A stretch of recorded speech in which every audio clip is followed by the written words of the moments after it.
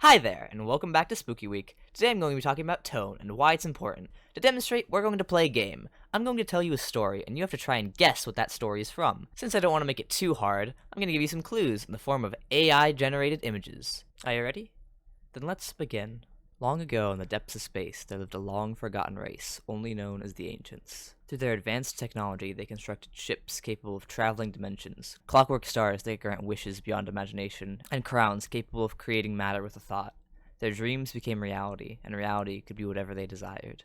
There was a divide, however. While most ancients relied on the unimaginable power of the technology they had created, there were others who brought their attention to magic, a powerful and unknowable power, even stronger than the technology they possessed. The ones who used magic were despised, feared for their power, yet they brought no ill will to the rest of the universe.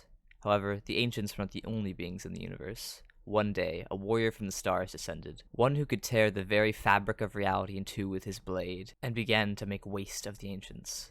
This galactic crisis had but one solution. Using their immense power, the wielders of magic sealed the night away. The rest of the ancients feared this power. For their great service, the wielders of magic were banished to the farthest edges of the universe and erased from history. But they would one day return to seek vengeance on a people that had long been dead. Because within the universe there lied another creature, one who exists within all realities, each bit of its ever-expanding consciousness connected to itself in a web of all-consuming darkness. Although the creature has many names, I will simply refer to it as Void. Born from the collective negative energy, Void arose in a form capable of wiping out all of existence.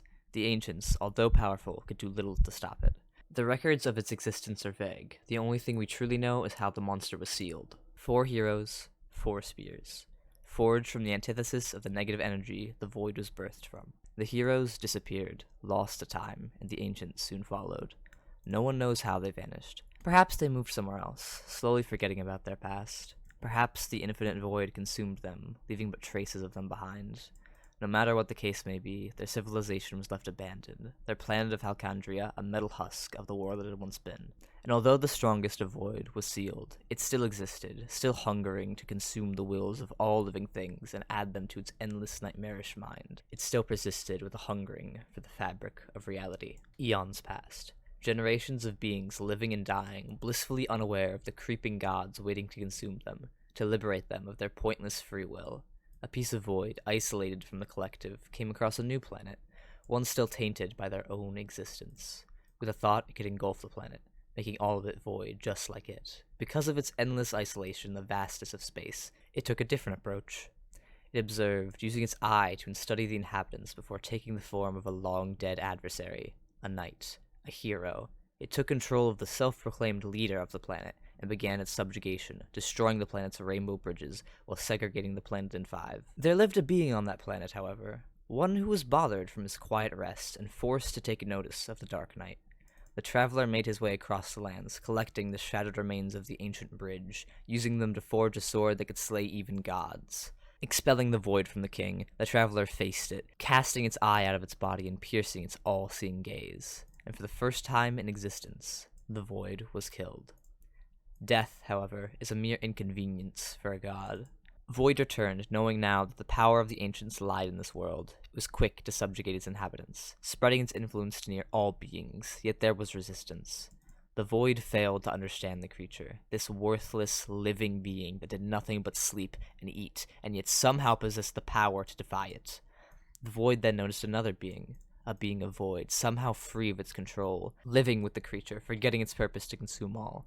Again, the creature grew in strength, freeing its friends from its control and using their bond to forge an artifact of concentrated positive energy. It went to face the void yet again. Again, it was cast down from the sky, another vessel destroyed by the insignificant pink creature. It knew what it had to do. Dragging the creature to the nothingness between realities, Void revealed its true form, Zero. The creature, however, had little trouble tearing its bloodied eye out of the monster's socket, destroying it, leaving nothing but the massive white carcass of the eldritch horror once thought to be invincible.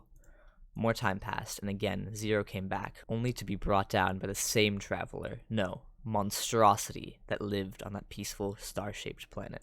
It attempted reviving its long-dead carcass, returning as a blazing eye, a dark star, engulfing the same reality-bending crown the ancients had once crafted, only to still be cast down by the lone being and its so-called friends.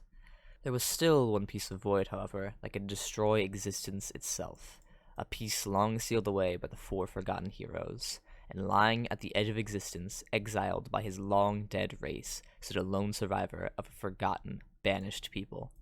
A person whose anger and hatred had been festering all this time. An ancient who believed in magic and worshipped a long-sealed-away god who could grant him the revenge he so desperately desired. The cultist knew little of the seal, and his attempt to release the god merely broke the vessel which contained it, spreading its corruptive energy throughout the galaxy in the form of crystal hearts. A few pieces landed on the planet that had repelled the void, corrupting the traveler's friends and spreading chaos throughout the land. The traveler freed his friends, but the pieces of the seal were again collected to awake the dark, slumbering horror that would end all things. By mere happenstance, the traveler and his friends had been dragged to the source of the void. The ancient grew crazed at his failure to revive his fallen master, throwing his zealots into the seal before sacrificing his own life to bring about the destruction of all reality.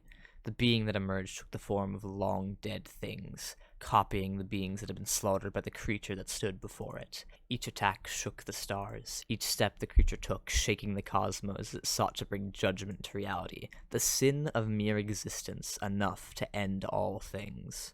Void's Termina had arisen, and yet the creature drove it back. The star-conquering traveler, breaking its physical form and revealing the very essence of Void itself.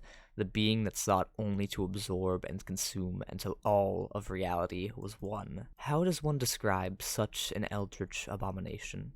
Well, it's actually quite simple. First, you draw a circle. Then, you dot the I's. Add a great big smile, and presto.